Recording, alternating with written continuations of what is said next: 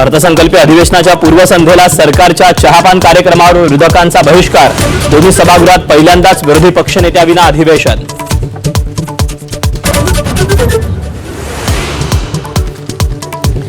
अर्थसंकल्पीय अधिवेशनात सरकारला घेरण्याची विरोधकांची रणनीती। लाडकी बहीण मुंडवा जमीन घोटाळ्यासह मंत्रालयातील लाचखोरीचं प्रकरण गाजणार, तर अजितदादांच्या अपघातासंदर्भात विचारणार सरकारला सवाल।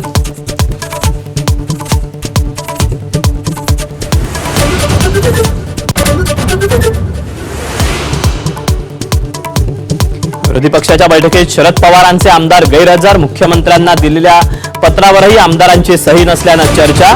दरम्यान विसंवाद झाला, पण राष्ट्रवादी मविया सोबतच भास्कर जाधवांकडून सारवासारव।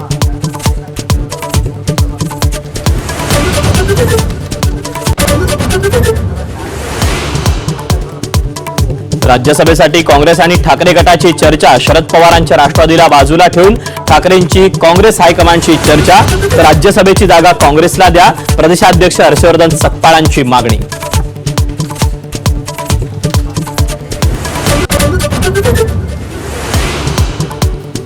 राज्यातील 75 शाळांना अल्पसंख्याक दर्जाचा निर्णय। अजित पवार हयात असतानाच तांत्रिक बिघाडामुळे पोर्टलवर निर्णय अपलोड झाला नसल्याचं अल्पसंख्याक विभागाचा मुख्य सचिवांकडे स्पष्टीकरण।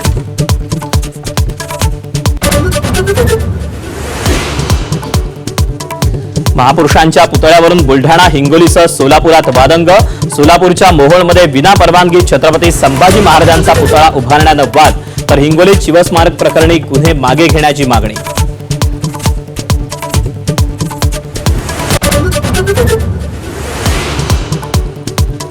शरद पवार अशक्तपणा जाणवत असल्यानं रुबी हॉल क्लिनिक रुग्णालयात। पवारांचे सर्व रिपोर्ट नॉर्मल, डॉक्टरांची माहिती।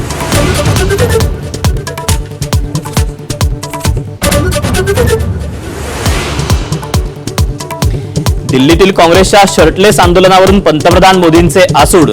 देशाला माहिती, काँग्रेस आधीच नग्न, मग आणखी कपडे का उतरवले।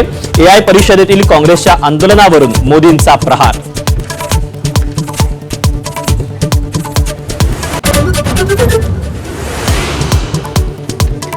T20 विश्वचषकाच्या सुपर 8 फेरीत आज भारताचा सामना दक्षिण आफ्रिकेशी।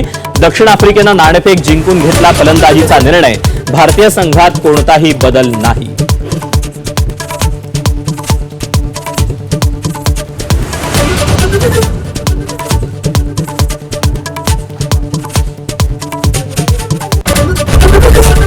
एबीपी माझा, उघडा डोळे बघा नीट।